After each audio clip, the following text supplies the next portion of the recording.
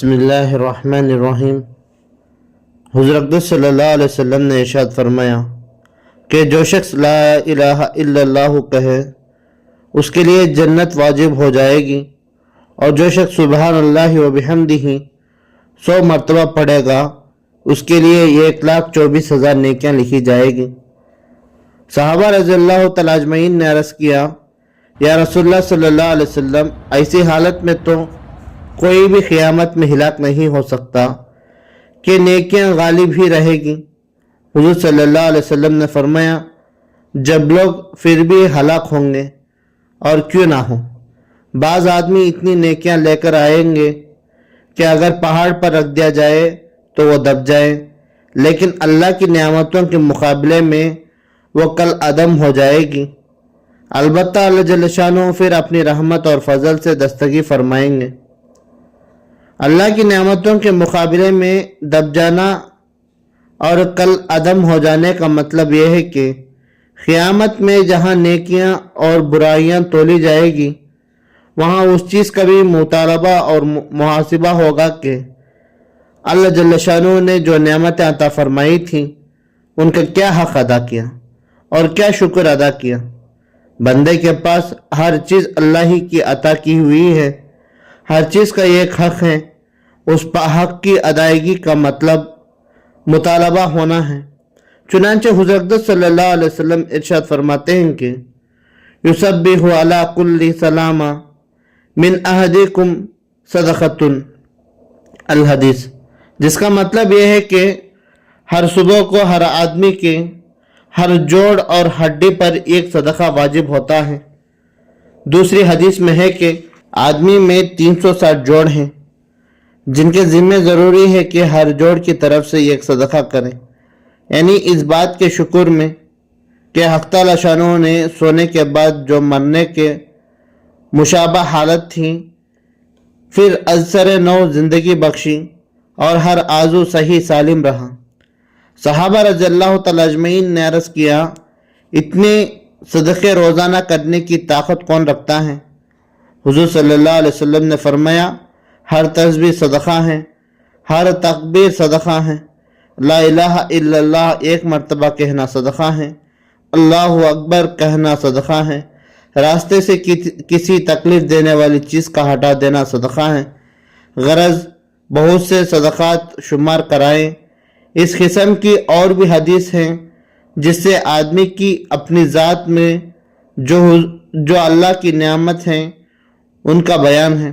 اس کے علاوہ کھانے پینے، راحت و آرام کے متعلق جتنی اللہ کی نعمتیں ہر وقت میسر ہوتی ہیں وہ مزید برآں ہیں۔ قرآن پاک میں سورہ الحاقم التکاثر میں بھی اس کا ذکر ہے کہ قیامت میں اللہ کی نعمتوں سے بھی سوال ہوگا۔ حضرت ابن عباس رضی اللہ تعالیٰ عنہ فرماتے ہیں کہ بدن کی صحت، کانوں کی صحت، آنکھوں کی صحت سے سوال ہوگا کہ اللہ نے یہ نعمتیں اپنے لطف سے عطا فرمائی جن کو اللہ کے کسی کام میں خرچ کیا یا چوپاؤں کی طرح صرف پیٹ پالنے میں خرچ کیا۔ چنانچہ دوسری جگہ سورہ بنی اسرائیل میں ارشاد ہے، کان، آنکھ، دل، ہر شخص سے ان سب کی قیامت کے دن پوچھ ہوگی کہ ان چیزوں کا استعمال کہاں کیا۔ حضور صلی اللہ علیہ وسلم کا ارشاد ہے کہ جن نعمتوں سے سوال ہوگا ان میں بے فکری جو اللہ کی بڑی دولت ہے اور صحت بدن بھی ہے۔ مجاہد رحمۃ اللہ علیہ کہتے ہیں کہ دنیا کی ہر لذت نعمتوں میں داخل ہے جس سے سوال ہوگا۔ حضرت علی رضی اللہ تعالیٰ عنہ فرماتے ہیں کہ اس میں عافیت بھی داخل ہے۔ ایک شخص نے حضرت علی رضی اللہ تعالیٰ عنہ سے پوچھا کہ ثم لتسألن یومئذ عن النعیم، پھر ان دن نعمتوں سے بھی سوال کیا جاؤ گے، کیا مطلب ہے؟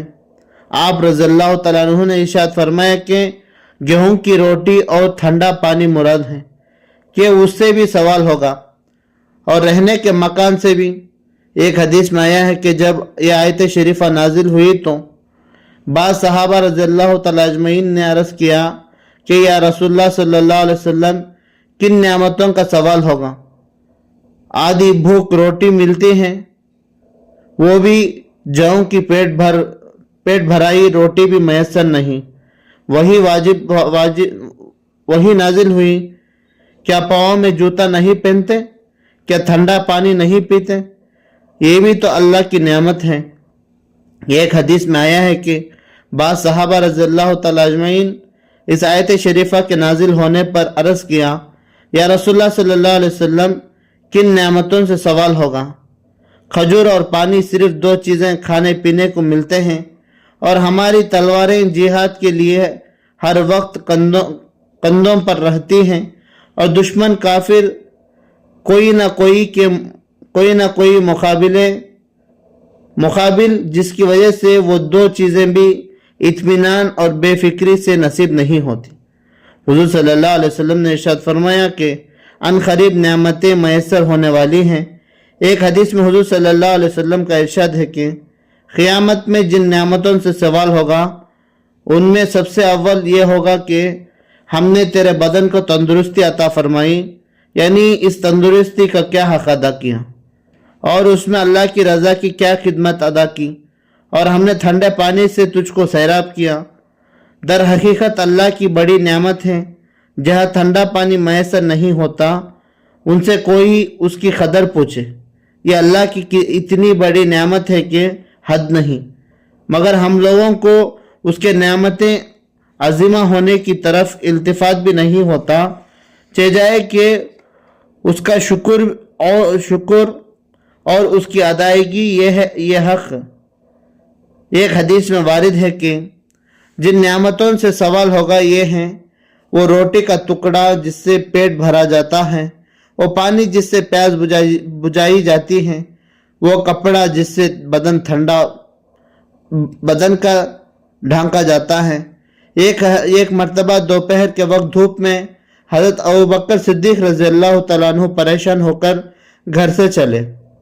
मस्जिद में पहुंची थे कि हज़रत उमर रज़ियल्लाहु तआला अन्हु भी उसी हालत में तशरीफ़ लाए।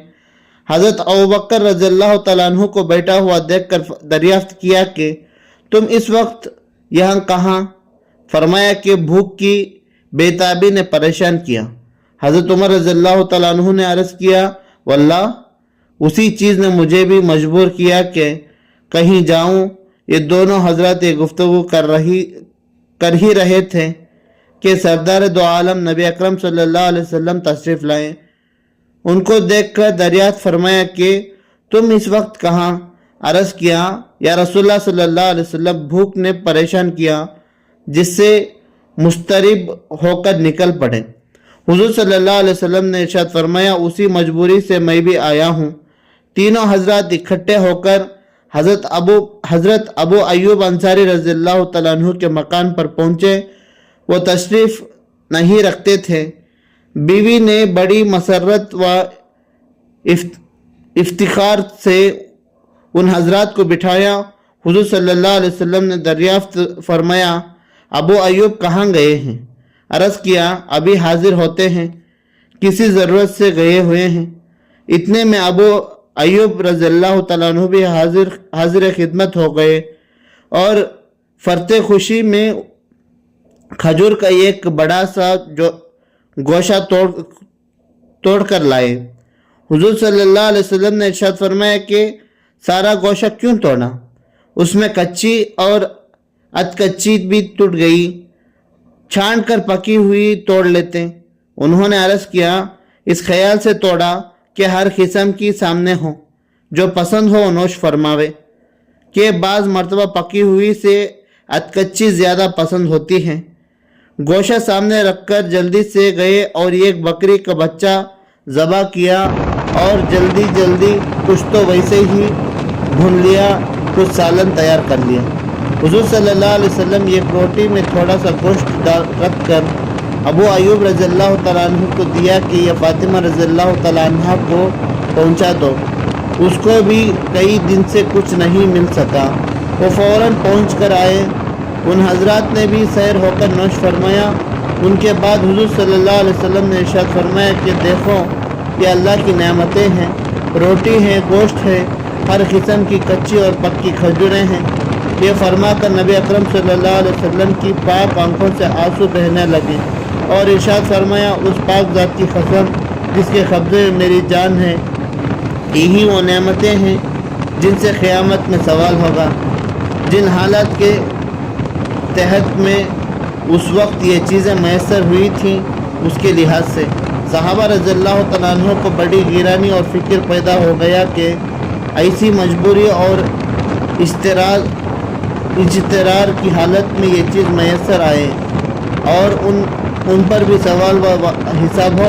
حضور صلی اللہ علیہ وسلم نے ارشاد فرمایا کہ اللہ کا شکر ادا کرنا تو ضروری ہے ہی، جب اس قسم کی چیزوں پر ہاتھ ڈالو تو اول بسم اللہ پڑھو، اور جب کھا چکو تو کہو الحمدللہ الذی هو اشبعنا وانعم علینا وافضل۔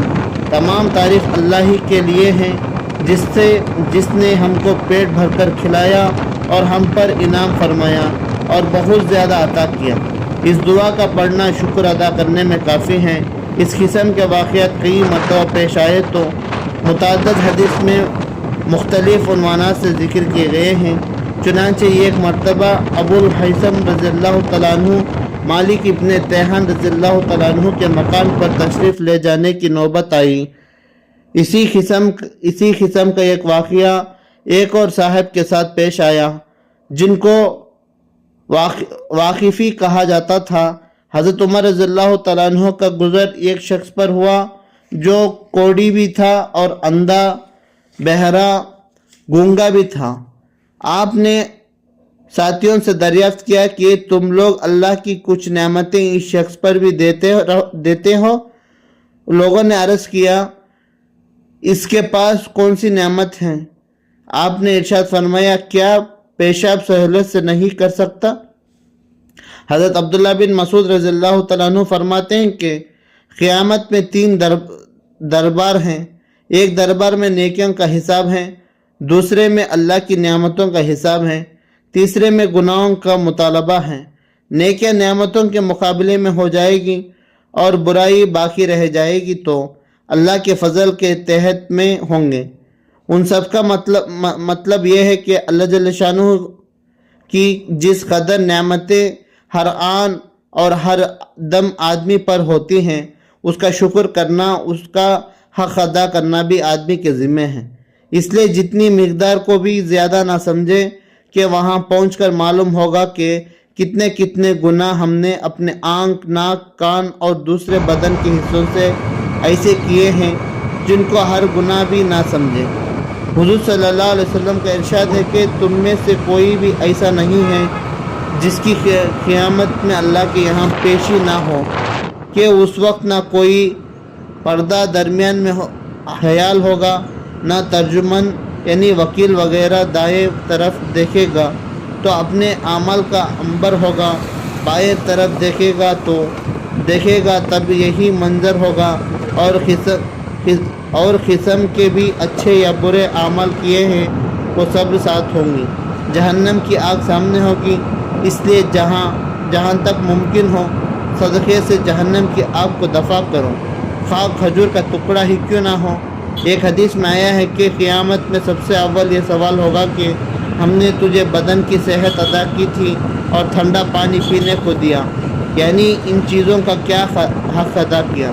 دوسری حدیث میں ہے کہ اس وقت تک آدمی حساب کے میدان سے نہ ہٹے گا جب تک 5 چیزوں کا سوال نہ ہو جائے: عمر کس کام میں خرچ کی، جوانی کی قوت کس مشغلے میں صرف کی، مال کس طریقے سے کمایا اور کس طریقے سے خرچ کیا، یعنی کمائی کی اور خرچ کے طریقے جائز تھے یا ناجائز، جو کچھ علم حاصل کیا خواہ کسی درجے کا ہو اس میں کیا عمل کیا، یعنی جو مسائل معلوم تھے اس پر عمل کیا یا نہیں۔ اللہ تعالیٰ کی باتوں پر عمل کرنے کی توفیق عطا فرمائے۔ سبحان اللہ بحمدہ، سبحانک اللہم و بحمدک، ونشہد ان لا الہ الا انت نستغفرک ونتوب الیک۔ جو بھی بھائی چینل پر پہلی مرتبہ چینل کو سبسکرائب کر لیجئے۔